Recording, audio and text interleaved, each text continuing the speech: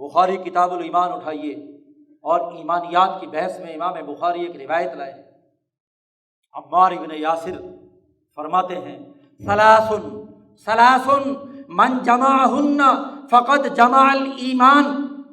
تین باتیں ایسی ہیں کہ جس مسلمان فرد جماعت قوم میں پائی جائیں اس نے جمع الایمان، پورا ایمان حاصل کر لیا، جمع کر لیا۔ کون کون سی تین باتیں؟ حضور نے فرمایا الانصاف من نفسک، تیرے نفس سے عدل و انصاف کا نظریہ پھوٹنا چاہیے، تم عدل و انصاف کے حامل ہو، ظلم کی ضد انصاف اور انصاف کی سوچ ہو، اپنے بھائی سے انصاف، اپنے قوم سے انصاف، اپنے محلے سے انصاف، مسلمانوں سے انصاف، اپنے انسانی پڑوسیوں غیر مسلموں سے انصاف، انصاف کا نظریہ تیرے دل سے پھوٹے۔ اگلے جملے میں آ رہا ہے للعالم، بلا تفریق، رنگ، نسل، مذہب، تمام عالم کے لیے۔ اور دوسری بات ارشاد فرمائی حضور صلی اللہ علیہ وسلم نے بذل السلام للعالم، پورے عالم کے لیے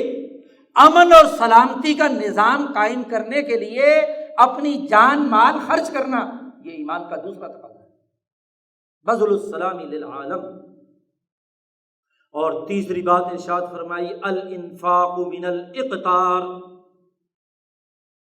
وسائل معاشی کم بھی ہوں تو انہیں سوسائٹی میں مل بانٹ کر خرچ کرنا، انفاق فی سبیل اللہ قرآن کی اصطلاح ہے۔ دولت کو سمیٹ کر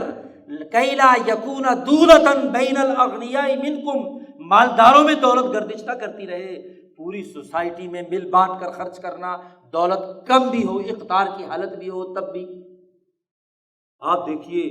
حضور اقدس صلی اللہ علیہ وسلم نے پوری جامعیت کے ساتھ ایمان کے تین تقاضے بتلا دیے، نظریہ انصاف کا، سیاست امن کی، معاشی نظام خوشحالی کا۔ وہی بات جو سورۃ النحل میں آخری پاؤں میں ان اللہ یأمر بالعدل والاحسان میں عدل کی اہمیت، اور اس کے بعد والے رکوع میں ضرب اللہ مثلا قریۃ کانت آمنۃ، امن کا سیاسی نظام، اور مطمئنۃ یأتیہا رزقہا رغدا من کل مکان، اور پھر زوال پذیر معاشرے کا نقشہ بھی اسی آیت کے دوسرے حصے میں کھینچ دیا کہ فَكَفَرَتْ بِأَنْعُمِ اللَّهِ فَأَذَاقَهَا اللَّهُ لِبَاسَ الْجُوعِ وَالْخَوْفِ بِمَا كَانُوا يَصْنَعُونَ، کہ جو سوسائٹی کفران نعمت کرتی ہے اس کفران نعمت کے نتائج میں دو عذاب اللہ کی طرف سے آتے ہیں۔ ایک سوسائٹی پر خوف کا لباس تن جاتا ہے، امن کی ضد خوف جس سوسائٹی میں آ جائے،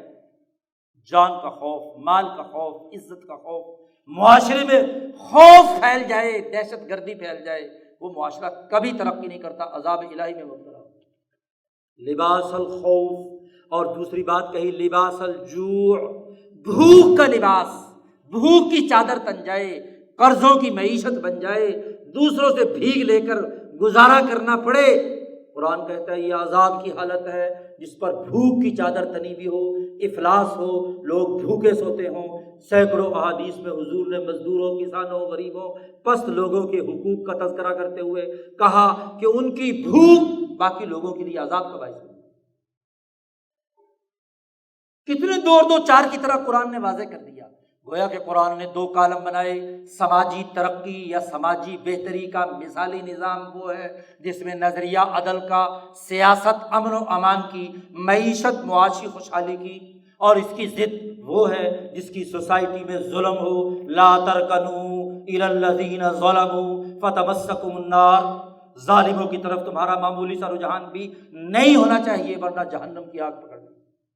فتمسکم، ظلم، اور لباس الخوف، خوف کی حالت ہو، دہشت گردی کا عالم ہو، اور بھوک کی حالت ہو، معاشی بھوک و افلاس کسی سوسائٹی۔